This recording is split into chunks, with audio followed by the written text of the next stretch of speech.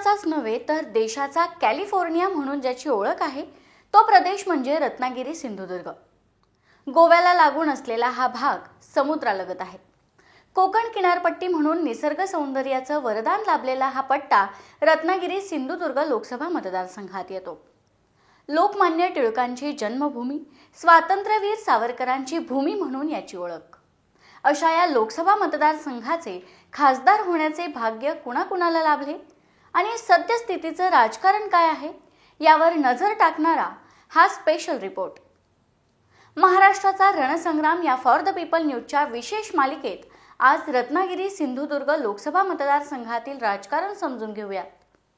पुढे जाण्यापूर्वी आपणास एक विनंती, आपण आमच्या चॅनलला सबस्क्राइब, फॉलो आणि लाईक जरूर करा। महाराष्ट्राचा भौगोलिक विचार केला तर पश्चिम किनारपट्टीवर हा लोकसभा मतदारसंघ आहे। या लोकसभा मतदारसंघाची रचना काय, आजवर इथं किती निवडणुका झाल्या, कोण कोण खासदार म्हणून निवडून आले, या सर्व गोष्टींचा उहापोह या व्हिडिओमध्ये करणार आहोत। हा लोकसभा मतदारसंघ डोळ्यासमोर येताच इथं विद्यमान खासदार विनायक राऊत आणि सध्या भारतीय जनता पक्षात असलेले निलेश राणे यांच्यात जोरदार लढत होईल अशी शक्यता वाटते। विनायक राऊत यांनी निलेश राणे यांचा सलग 2 वेळा मोठ्या फरकाने पराभव केला होता, परंतु त्यावेळची परिस्थिती वेगळी होती। विनायक राऊतांचा पक्ष त्यावेळी शिवसेना होता। आता शिवसेनेत उभी फूट पडली आहे। पक्ष एकनाथ शिंदे यांचा झालाय आणि निलेश राणे आता भारतीय जनता पार्टीत स्थिरावलेत। त्यांचे वडील म्हणजेच महाराष्ट्राचे माजी मुख्यमंत्री नारायण राणे आता केंद्रात मंत्री आहेत। असं असलं तरी सामान्य शिवसैनिकांचा, कोकणी माणसांचा पाठिंबा उद्धव ठाकरेंनाच राहिला तर इथली लढत लक्षवेधी होणार यात शंका नाही। रत्नागिरी सिंधुदुर्ग हा लोकसभा मतदारसंघ 2008 साली निर्माण झाला। यामध्ये रत्नागिरी जिल्ह्यामधील 3 आणि सिंधुदुर्ग जिल्ह्यामधील 3 यामध्ये चिपळूण, रत्नागिरी, राजापूर, कणकवली, कुडाळ व सावंतवाडी असे एकूण 6 विधानसभा मतदारसंघ समाविष्ट आहेत। यातील चिपळूण विधानसभा मतदारसंघात राष्ट्रवादी काँग्रेसचे शेखर निकम आमदार आहेत। रत्नागिरी विधानसभामध्ये शिवसेनेचे उदय सामंत, राजापूरमध्ये शिवसेनेचे राजन साळवी तर कणकवलीमध्ये भारतीय जनता पक्षाचे नितेश राणे आमदार आहेत। कुडाळमध्ये शिवसेना उद्धव बाळासाहेब ठाकरे पक्षाचे वैभव नाईक आमदार आहेत आणि सावंतवाडी विधानसभा मतदारसंघात शिवसेनेचे दीपक केसरकर आमदार आहेत। हे आहे सध्याचं चित्र। या मतदारसंघात पहिली निवडणूक झाली ती 2009 मध्ये। 2009च्या लोकसभा निवडणुकीत काँग्रेस पक्षाकडून निलेश राणे यांनी निवडणूक लढवली। त्यांनी शिवसेनेचे उमेदवार सुरेश प्रभू यांचा पराभव केला।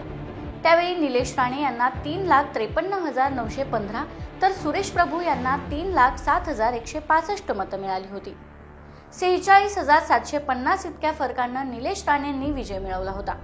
2014च्या निवडणुकीत शिवसेनेकडून विनायक राऊत उभे राहिले।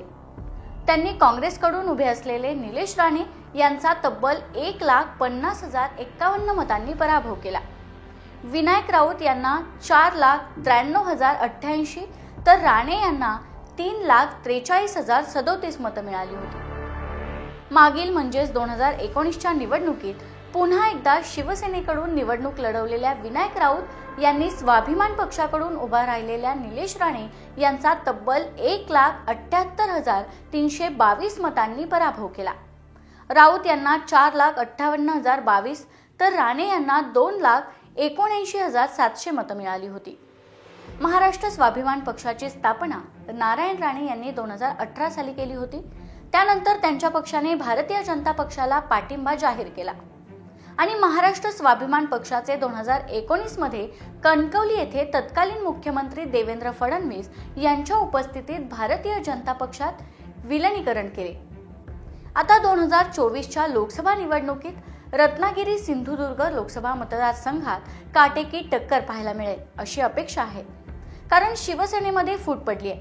विद्यमान खासदार उद्धव ठाकरेंसोबत आहेत, मात्र या लोकसभा मतदारसंघात असलेले आमदार उदय सामंत, एकनाथ शिंदे यांच्यासोबत जाऊन त्यांनी भाजपबरोबर सत्ता स्थापन केली आहे।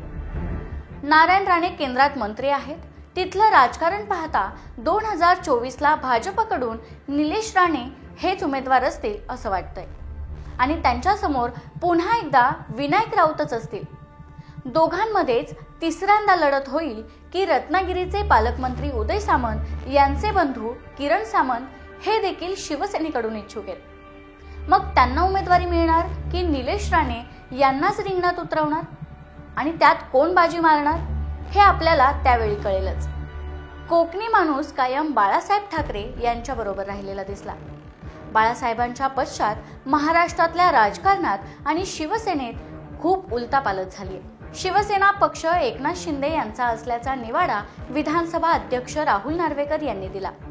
त्यामुळे पूर्वी शिवसेनेतून निवडून आलेले विद्यमान खासदार विनायक राऊत आता उद्धव ठाकरेंसोबत आहेत आणि तेच त्यांचे इथले उमेदवार असतील। त्यामुळे कोकणी माणूस ठाकरेंना साथ देणार की भाजप बरोबर गेलेल्यांना विजयी करणार याविषयी सर्वांनाच उत्सुकता आहे। याविषयी तुम्हाला काय वाटतं ते या व्हिडिओच्या खालील कमेंट बॉक्समध्ये लिहा आणि YouTube व फेसबुकवर जिथे आपण हा व्हिडिओ पाहत असाल तिथे फॉर द पीपल न्यूज चॅनलला सबस्क्राईब करा, लाईक आणि फॉलो जरूर करा। धन्यवाद।